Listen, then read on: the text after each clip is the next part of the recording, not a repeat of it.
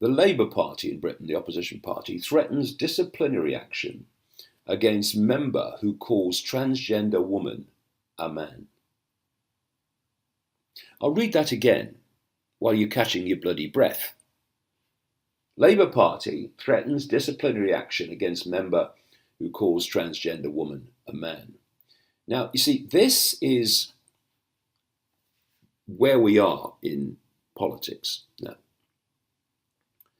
You have the right-wing party in the UK, the Conservative Party, currently in government, Prime Minister Theresa May, as you have a right-wing government, as people perceive it, in Trump in the United States. And so people say we must change the government. Now, there are things that these right-wing governments do that I absolutely do not support. A lot of things they do. But then you say, what do you get if you replace them with the alternative? And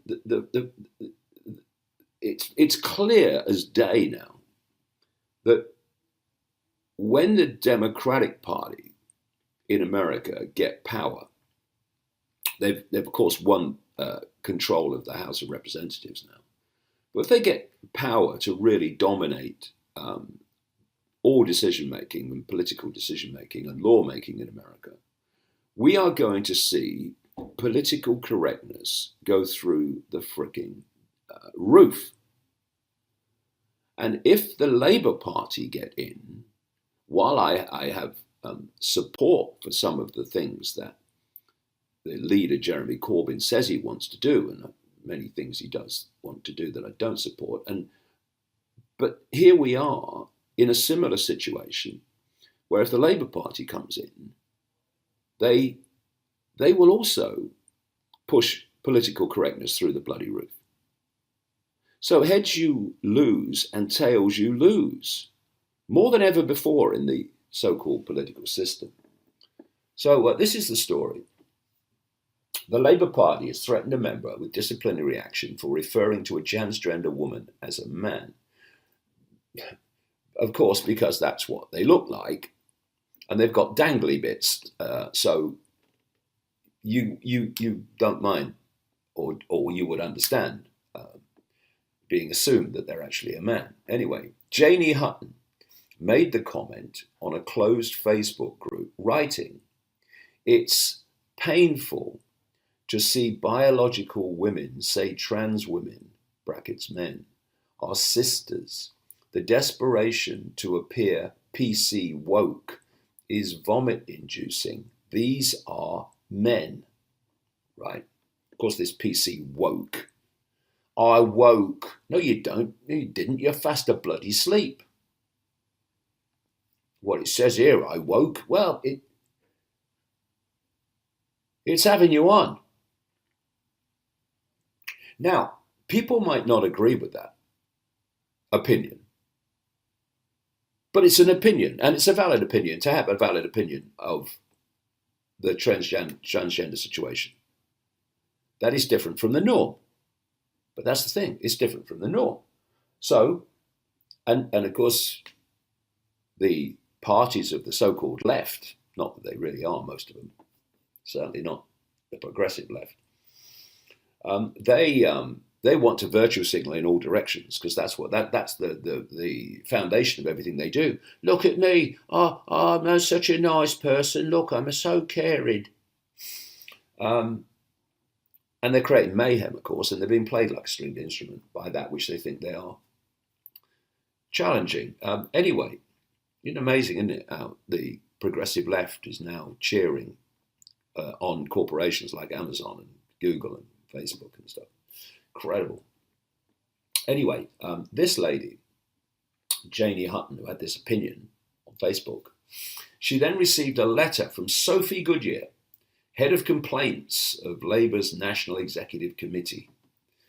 This is the committee that allowed ultra-Zionist hate groups to pound them into accepting a definition of anti-Semitism that is so ludicrously wide, it's pathetic, and includes criticism of Israel. What other government in the world can you not criticise because it's considered racist? I mean, it's incredible. But the Labour Party lost its backbone a long time ago. So this Sophie Goodyear, this head of complaints at the National Executive Committee, she described the remarks from Janie Hutton as offensive. Oh, really? That was original. I'm offended. Well, choose not to be. Saying abuse of any kind, whether direct attacks or pejorative language, which may cause offence, is not acceptable and will not be tolerated in our party. I'm offended by that. I'm offended by the fact that I'm told that someone being offended by something is not acceptable in terms of the person who they claim offended them. Once being offended is trumping free speech. Free speech is dead. And Sophie Goodyear, how many brain cells she has on active duty, I don't know. But what tends to happen is virtue signalling shuts down free thought. The letter, dated October 18th, added, I am therefore writing to remind you that describing those who identify as transgender women as men is not what we would expect from a member of the Labour Party. Already, so it believes in free speech then. And ask you to refrain from making comments of this nature in the future. Please be aware that any repeat of this conduct may lead to formal disciplinary action. Up yours, Sophie. Who wants to be part of a party run by idiots like that anyway? Ms. Hutton has responded by making a complaint to Labour that her human rights have been breached. Well, good on you. In a letter to Ms. Goodyear, she wrote, I won't do the obvious, Miss Goodyear,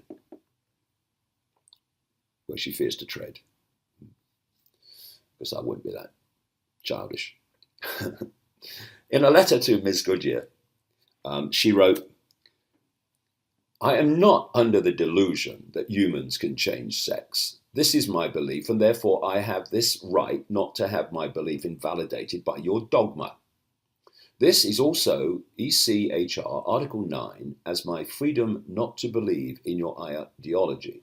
She's not yet received a response. I bet she hasn't.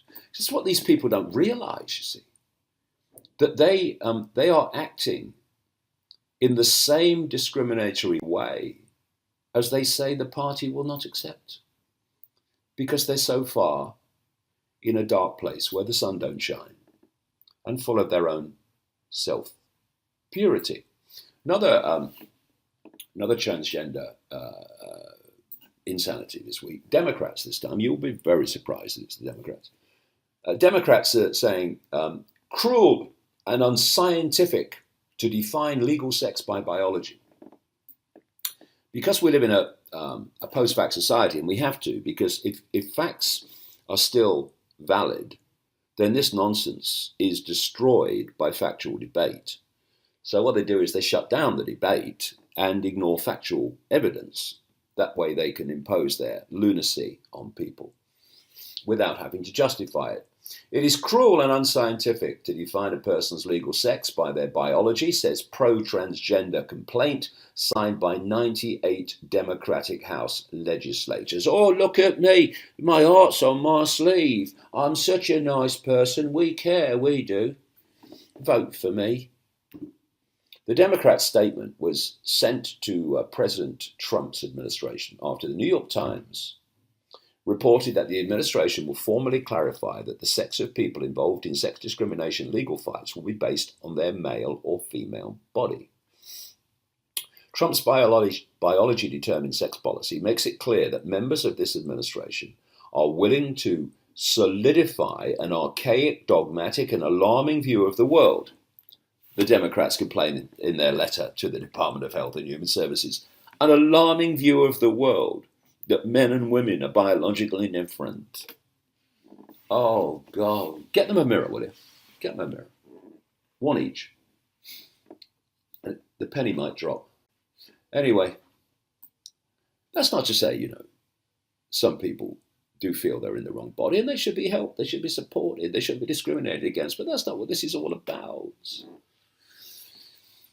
Okay, it's about control, and it's something very much deeper that I go into in the evening talks and in more detail in the books. Yet there is no scientific. Let's go one paragraph back. The Democrats and transgender advocates want government agencies to let people define their legal sex by declaring their internal feeling of male or female gender identity, regardless of their male or female body and biology. Yet there is no scientific or legal measure of gender identity. For example, one gay advocacy group defines gender identity as one's innermost concept of self as male, female, or a blend of both or neither. Where's the neither come from? I don't know. So any person could claim to have opposite sex gender identity and become a member of the other sex at any time for as long or short time as they wish. Exactly. It's all about confusion, chaos. And of course, one of the things that's being increasingly destroyed is women's sport, where men come along, take part in women's sports with male bodies. And of course, in sports where the strength of the body is predominant, they win. So what's the point of women taking part if they know they're never going to win because their whole thing is rigged? But you see, women are now falling down the hierarchy of victimhood and politically correct importance because the agenda's moved on. They want to play men off against women, and they're doing that. But that's now been superseded by this transgender agenda, and it will be superseded. That will be superseded by something else, which I'm getting the feeling of what that will be. And therefore, women's rights are now subservient to transgender rights. And a lot of women, and even feminist groups, are now seeing this. This is why you've got this conflict between feminist groups and transgender. It's